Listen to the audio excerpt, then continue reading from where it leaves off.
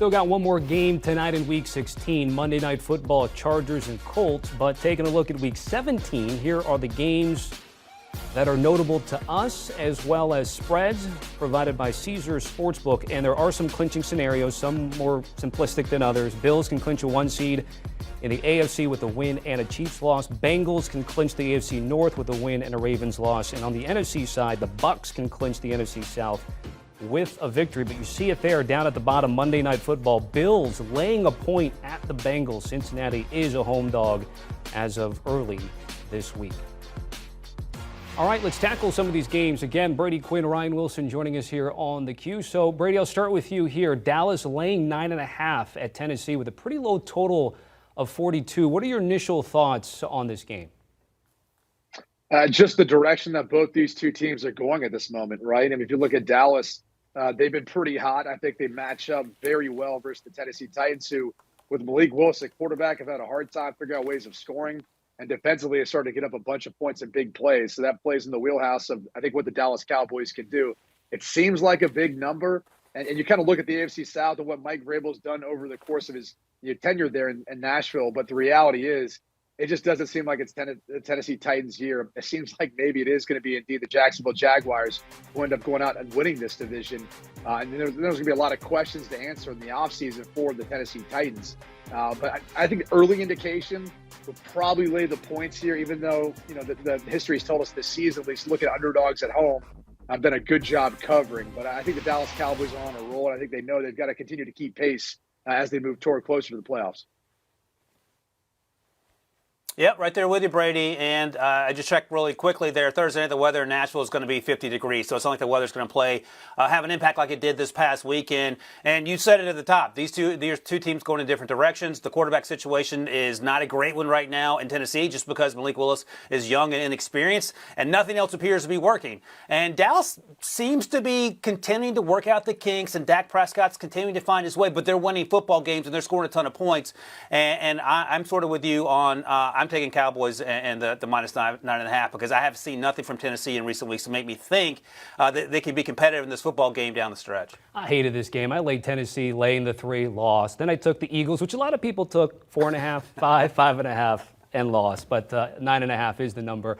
All right, let's get to New England, where they're going to be hosting the Dolphins. Miami laying 1.5 with a total of 43.5. Brady, what has happened to Mike McDaniel, Tua Tagovailoa, and this team as Miami just 3-4 weeks ago looked like a playoff team and now are hanging on to dear life?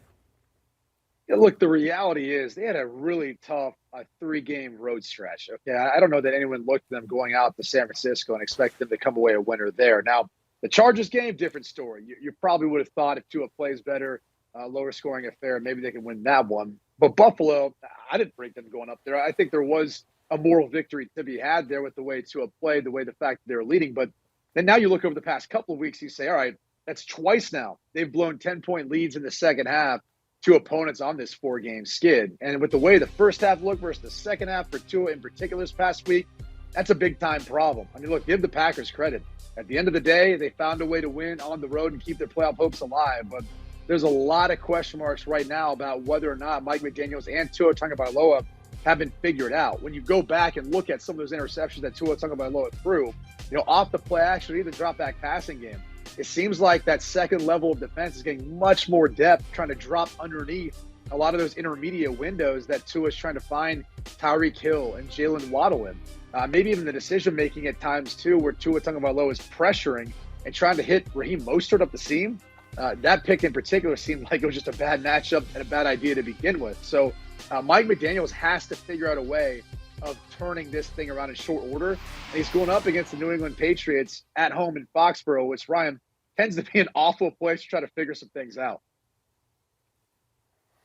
Yeah, but you talked about one former Alabama quarterback. The other former Alabama quarterback, and Mac Jones, has had a rough patch as well. And you wonder, are they going to get things sorted? And Brady, you know this better than anyone. The way you comport yourself as the leader of a team as a quarterback has huge implications and ripple effects over the rest of that team. And Mac Jones has been, shall we say, not stoic about the way things have gone in recent weeks. And some of that has appeared to have been directed at offensive coordinator, in quotation marks, Matt Patricia, and just the frustrations of things not working like he wants. He had the sort of the dirty-ish hit on Eli Apple last week in the close game down the stretch. So the things appear to be piling up for Mac Jones after a really good rookie campaign. And the season, it's not lost, but the last 2 weeks have been tough to swallow in terms of the way those games have finished.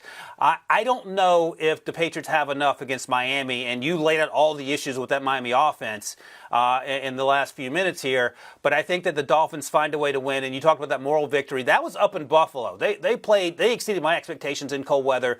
So I think they'll be okay weather-wise. I just don't know which of these teams I trust more, because they've struggled down the stretch, and that's concerning given that both of these guys are either just inside the playoff bubble or just outside trying to get into it. Dolphins and Patriots are fighting for a wild card berth, but for the division in the NFC South. Gentlemen, Carolina catching 3 at Tampa Bay with a total under 40.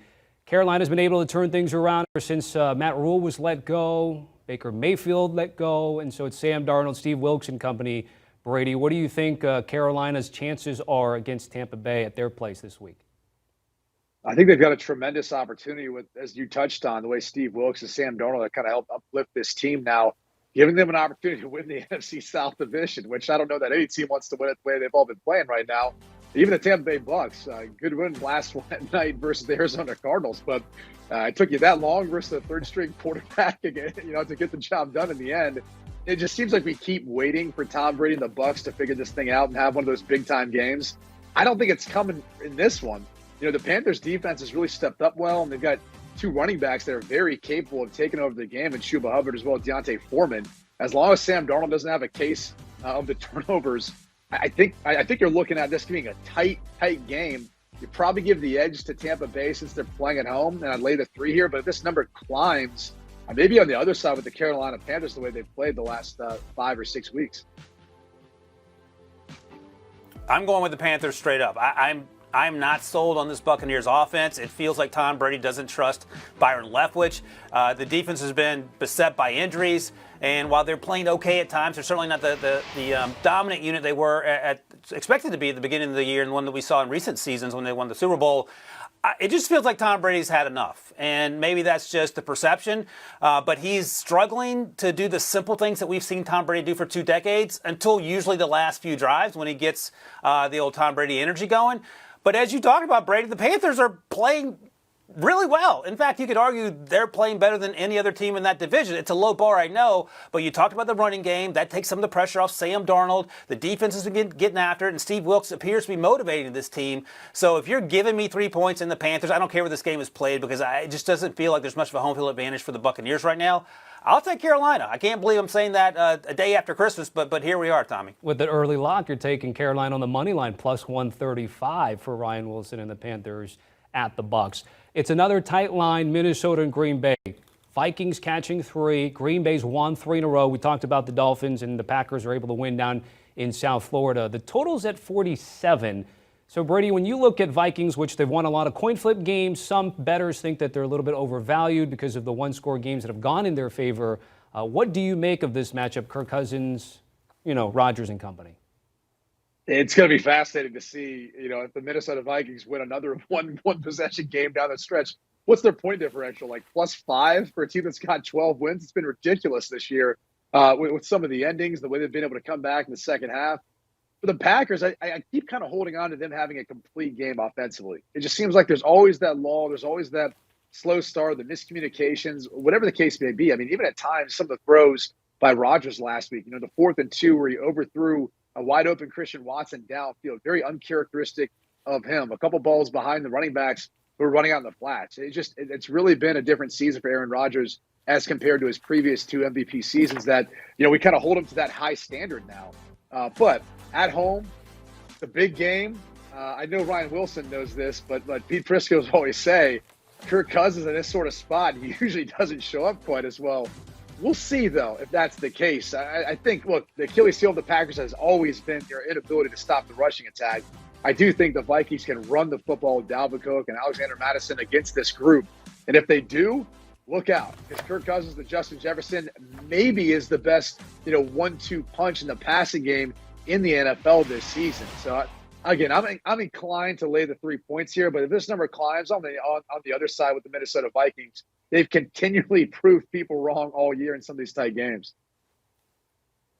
Yeah, one of those people is me because, as you note, you would imagine they would regress to the mean at some point. Their point differential is, in fact, 5 points. Last year, it was -1, and they were 8-9. So this team is certainly overachieving, but I'm giving up on betting against Kirk Cousins. I can't believe I said that out loud. I think they're going to win this game. The Packers feel like a more evolved version of the current Buccaneers in that they're actually able to make a few more plays, but I don't know if they're capable of doing much once they get to the playoffs should they find themselves in that position. So I'll roll with the Vikings to win this game, Tommy.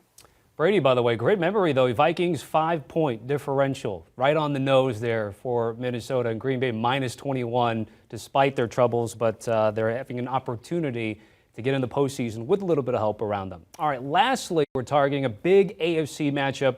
Buffalo laying the point in Cincinnati with a total of 49.5, and the winner could go ahead and put themselves in a good position to get that one and only bye. Brady, we get Josh Allen, Joe Burrow. We get two teams that are with Kansas City considered the top of the conference. What are you looking out for in this one?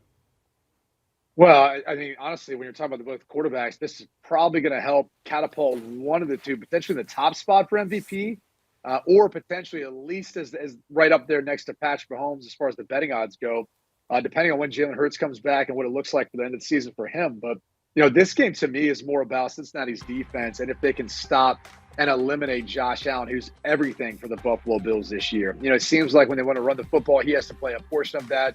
And if he's not having his game, he's not on it, he's turning over the football, that's when the Bills lose. So that's pretty much what it comes down to is, can the Cincinnati Bengals defense eliminate Josh Allen from being able to go throw for throw with Joe Burrow? Because we know Joe Burrow is very capable. His cast of partners around him, I think, will be able to have some production versus the Buffalo Bills secondary. It just comes down to what this game looks like. So early indication between these two, obviously pretty even matchup. I'd be actually inclined, though, to go ahead and take the point, the Cincinnati Bengals at home here. Look, I've been a long time better this season on Joe Burrow and winning the MVP, so I kind of have to stick with that moving forward here. But there's no doubt, Ryan, you'd have to admit the winner probably catapults himself into that conversation along with Patrick Mahomes.